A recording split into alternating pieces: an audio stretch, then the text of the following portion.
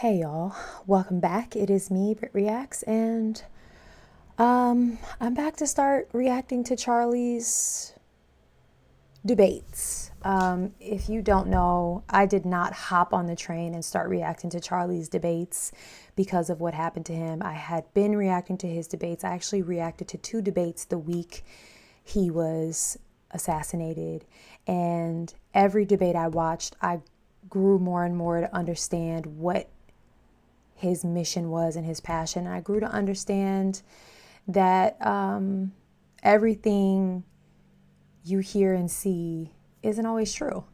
Everything that you were raised to believe isn't always true. And I always appreciated that about his debates, like what I was walking away with. I also absolutely appreciated the voice he gave to the youth, both that agreed with him and disagreed with him. I think he was always as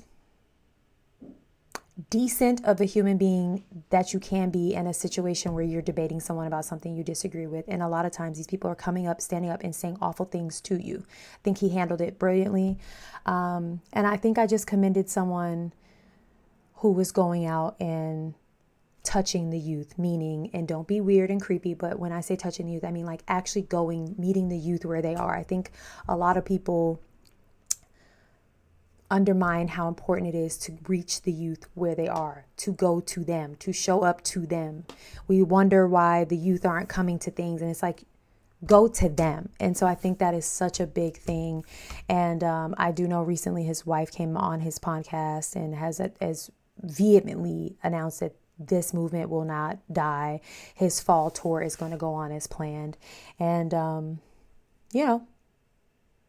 I think that's a good thing. I think it's a really good thing. And perhaps now in his name, in his absence, people who have had all these bad things to say about these debates, and most specifically the clickbaits of them, will actually take the time to watch them in totality to try to get a better grasp of what Charlie was trying to accomplish, which I do not believe in my heart of hearts was hatred, was hate rhetoric, was racism, was misogyny. I don't think that at all. I think this was a traditional Christian man who was hoping our country could get back to traditional Christian values, meaning family, a complete nucleus family, and that was the root of what I think he was trying to spread.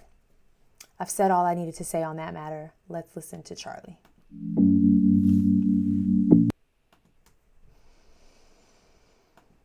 Right? So when segregation ended, right, black people, or when slavery ended, actually, black people were just forced wherever, right? So they had nowhere to go. And then there was laws put in place to put them into prison, and after... Okay. It's okay. No. What's your name? Guys, what's your name? Jackson. It takes a lot of courage to come up here. Yeah, no, Let's just take a deep breath. I'm not here to pick on you. No, and I appreciate it. Together. No, it's okay. I knew this can be very intimidating getting a crowd like this, so just take a deep breath. Let me make your argument. I'm going to make... We can stop the video right here and end all the arguments. I've said time and time again how admirable it is for these college kids, whether they're on Charlie's side or not, to get up and speak in a crowd. First of all, that's like a lost art nowadays. These kids don't even know how to do public speaking, so that's already nerve-wracking. But to go in opposition of someone who obviously has a great skill at debating, he's super educated on what he's talking about, and then you're in a crowd full of people literally behind you, breathing down your neck, that disagree with you for the most part. That's nerve-wracking. And you can tell he's nervous. And what did Charlie do? Charlie said, listen, I'm not here to pick on you. Take a deep breath. I want to hear what you have to say, knowing it was against what he had to say. We could stop this video right here. If this is about character, stop it right here. I don't know, guys. We might not make it through this video. I feel like charged up. Y'all know I've been getting charged up about Charlie. This can be very intimidating getting a crowd like this, so just take a deep breath. Let me make your argument. I'm going to make your argument for you, and I'm going to tell you why I think it's wrong. Wow. Okay? Okay, yeah. Is that fair? Yeah, sure. Okay, so the argument that is being made, that you want to make, is that there's legacies of injustice. Yes. And that those legacies impact one generation after the other, And when those things get handed down, you have what is a system or a systemic issue that isn't just isolated in 2024. So the argument that you're making is that what happened in 1954 does impact 2024 of decade after decade after decade. Let me tell you my response to that. Of course, there is some truth to that. However, every culture, every person in this audience can point to issues that families or generations prior had that we're able to overcome. So the question is, why is it that Black America is one of the only populations, that and Native American populations, that have not been able to overcome such evil, horrors, and injustices? Here's my perspective, and I want to hear what you have to say, is that the number one way to keep people out of poverty, lower the crime rate, and have a better society is whether or not you have a mom and a dad around. Would we agree that's an ideal? Yeah? Cool. Yeah. And so what happened in 1964 is that 25% of Black youth were raised by a single mom. Today, it's nearly 75%, about 70%. So that means that 1 in 4 Black kids will have a father around. Only 1 in 4. That's Okay, in the past, I have said, like, I don't necessarily agree with this, this statistic based off of who I know in my life. Obviously, that's not all the Black people and all the... Listen, I was raised by a single mother. I was a single mother for 7 years. 7 years before I got married. And I'm not married to my daughter's father, but my husband has stepped in a very prominent role in my daughter's life. Her father is in her life, but she was raised by a single mother for the first 7 years of her life. And I am here to tell you, let me be a witness. I think growing up, I always thought, like, I'm not a victim of not having my father around. Like, I don't have daddy issues. I am not that girl that is messed up because of her dad. And when I tell you how false that is and how much the truth of this statement that Black fathers need to be in their fathers need to be in their children's lives, but he's talking about the lack of fathers in the Black community. So, but how important it is for you to have a father in the home with your children. It reared its ugly head so deeply when I became a mother, how I responded to my own child out of like my own hidden traumas. And then it also showed up in my marriage and how I parented with my husband. Like, it shows up in ways that you couldn't even imagine. So why wouldn't it show up in ways like economics and moral compass and all these other things? It's like, yes, it absolutely matters. It absolutely matters. It absolutely matters. And I said this on a recent episode with Mr. L. Boyd. We were talking about the lack of fathers, and that has been the biggest pain point for some people, is that Charlie kept talking about what the Black culture is missing and why is he always going down on the, like, he's bringing down the Black culture and yada yada. First of all, these are discussions that are being brought to him, and so he's talking on topic. But secondly, I am going to say this, that I don't think it matters who the messenger is. Black people sometimes don't want to hear how they are wrong. They only want to hear how they are wronged. Do you hear what I'm saying? A lot of times as Black people, we do not want to talk about what we are doing wrong. We only talk about or want to talk about how we have been done wrong. I'll never forget, I was very young. Kirk Franklin put out his Revolution album. And if you know anything about gospel music, this album was revolutionary, no pun intended, because I talked about this in the episode, Mr. L. Boyd. He put out this rap. It was like a rap album. He had secular artists on it. He was rapping on it, and he went to the streets. He went to the youth. He knew that in order to get his music to reach the youth, he had to speak to them in a language that they understood. Again, he went and touched the youth. It's the same thing. And in the song, they say, I'm sick and tired of church talking religion, and yet we talk about each other making decisions. Like, he starts rapping this, right? And then he says, I'm sick and tired of daddies leaving babies with their mother. I'm sick and tired of us killing each other. Like, he literally says this in the song. I'm singing it backwards. Hold on. I'm going to actually find the lyrics for you because I want to read them to you, because this point I'm making is really important to me.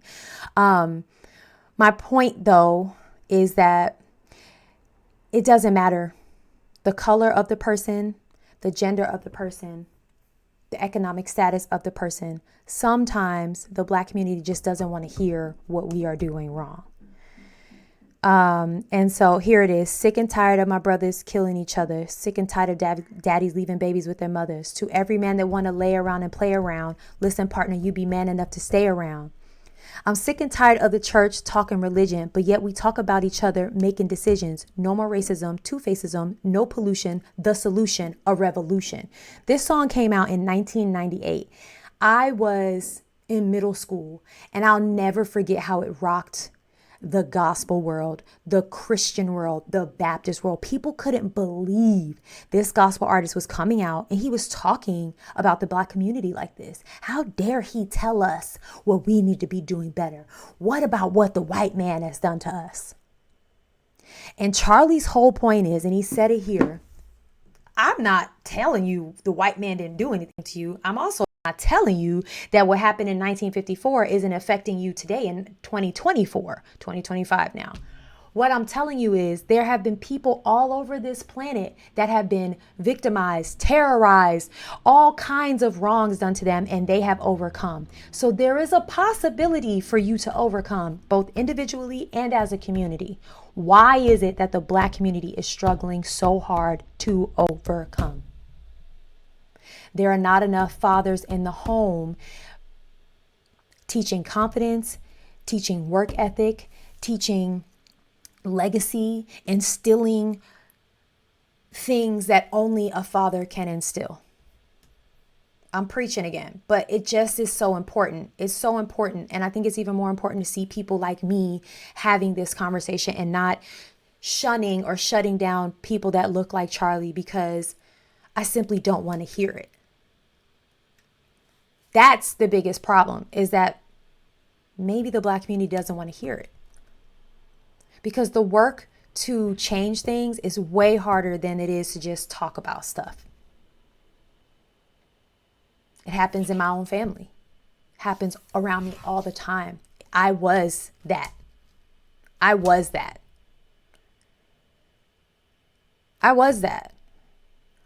And just allowing myself to hear hard things, think on hard things from people I didn't want to hear them from on YouTube in real life has allowed me to change that very stubborn, very non-productive way of thinking.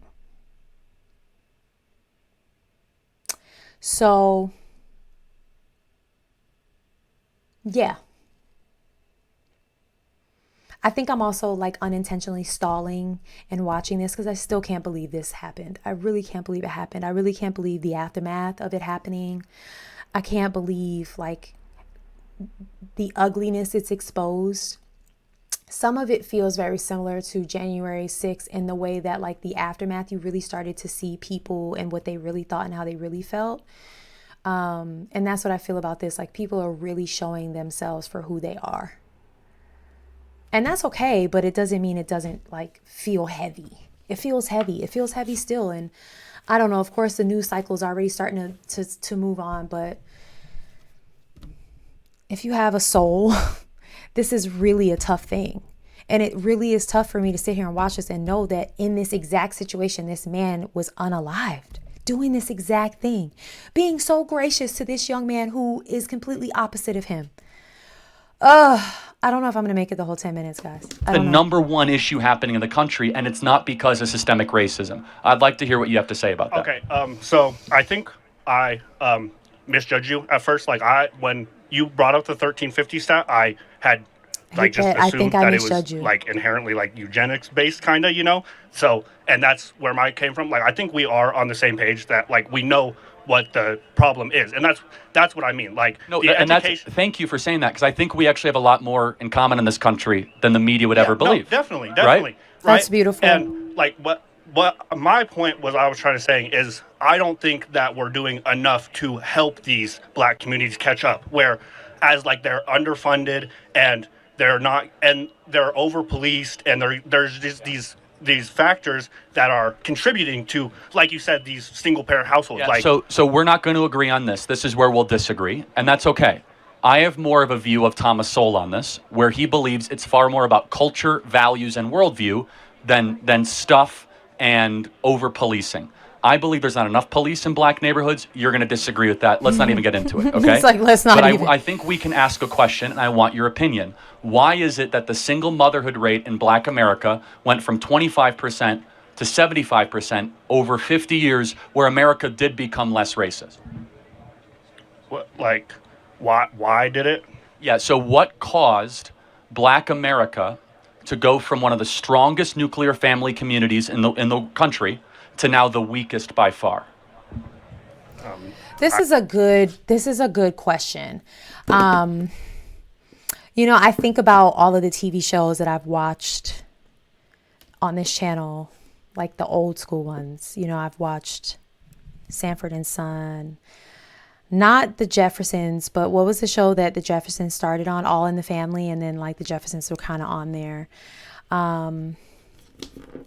You think about shows like Family Matters. You think about all these shows that depicted the Cosby Show. And I know that one is a little controversial these days, but it was the picture of a healthy, functioning, nuclear black family, 2 successful parents.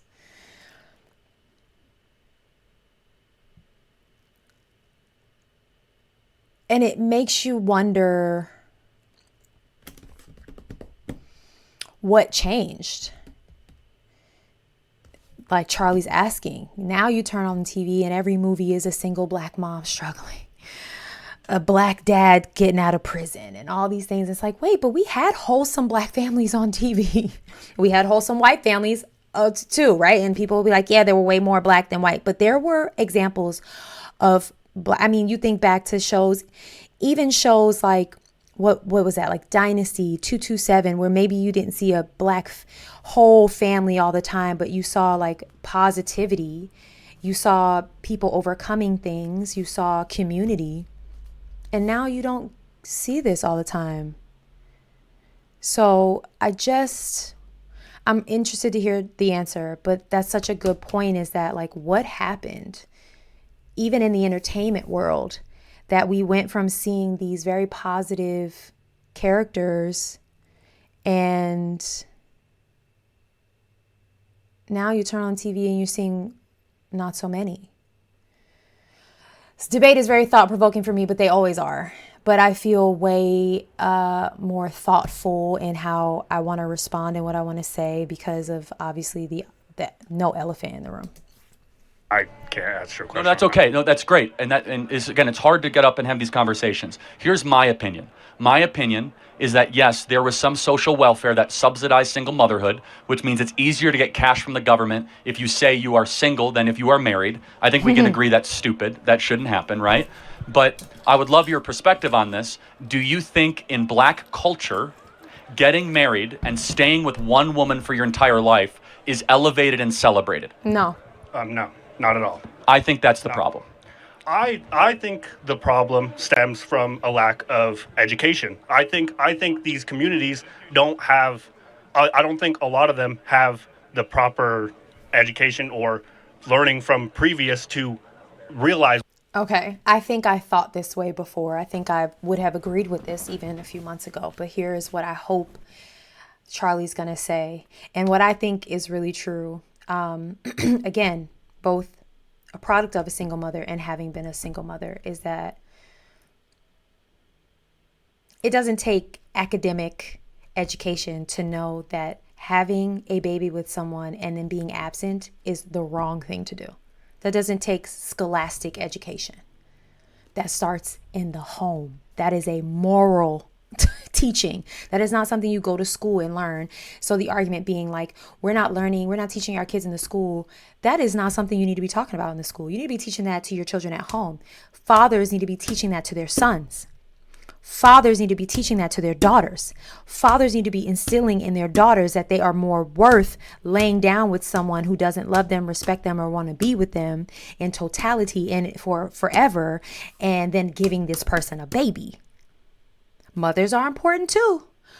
But baby, let me tell you something right now. There's a lot of heartache I probably would have overstepped had I had a consistent male figure in my life speaking into my life. And so, again, I agree with Charlie in the fact that, like, we are not fighting the same battle. I am not disagreeing with you that, yes, there are some things that could change in the Black community as far as how the system is helping or hindering. But these issues that we're talking about are household issues. You know how they say, like, there's a time and a place, like, you don't go outside your house and talk about certain things. Why does my teacher need to be talking to me about not having a baby with somebody or having a baby and leaving them and being a deadbeat? That's not a teacher conversation. That's not a scholastic book conversation.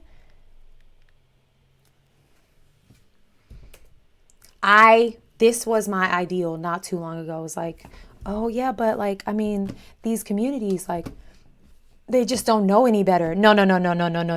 You might not know, the Pythagorean theorem, babe, but you know that it's not right to help create a child and then not be in that child's life. That is absolutely basic, fundamental information. The proper education or learning from previous to realize what will lead them to a more successful future. I think that if we funded more education in these systems, then these men wouldn't be so focused on stuff like gang violence to get protection or money. Again, that is a cultural issue. They turn on the TV, what they see, rappers respecting strippers before they respect honorable women. You turn on TV, what do you see? Gangs in movies fighting each other. Like, the culture is not uplifting these things. The Black culture, the Black music, a lot of it, there is great positive Black music, but in terms of like the behavior we're seeing mimicked is the same behavior we're seeing exemplified in a lot of rap music and a lot of movies and a lot of TikToks and social media. It's the money, the cars, the girls, the boats, the jewelry, all of this. How many of your favorite rappers are exemplifying marriage? So many of our favorite rappers we didn't even know what their wives looked like until they were in their 50s and they finished dogging their wives out. And now they're on social media talking about how their wife has been a ride or die and they love their wife so much. Save it. Save it. Save it. Save it.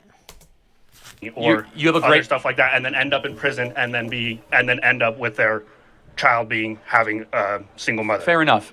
So, sorry, I didn't argue. No, it's great. So there's a lot of examples that he's so nervous. There's some merit to your argument, but it's more about the quality of education than the amount of money we spend on it. Yeah. Such as, that's why I'm a big proponent of school choice and educational vouchers and opposing the teacher unions. But the core is this, is that the number one predictor for a kid of any skin color, Black, white, Asian, Hispanic, is whether or not dad is around.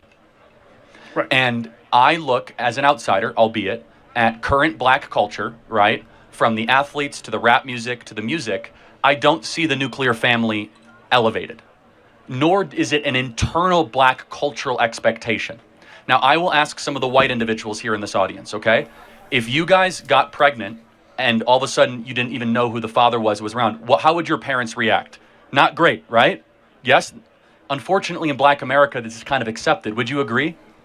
I wouldn't even say accepted. I'd say it's expected. All right. I want to stop this here. I think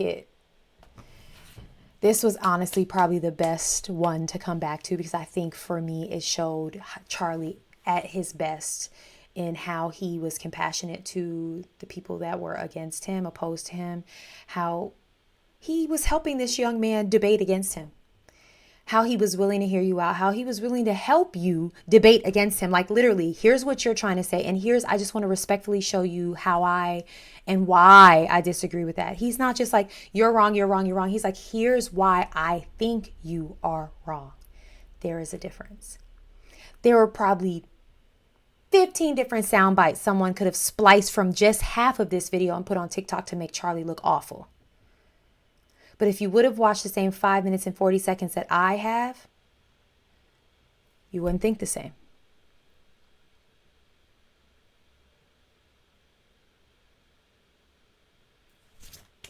And now his silence is so loud, which I think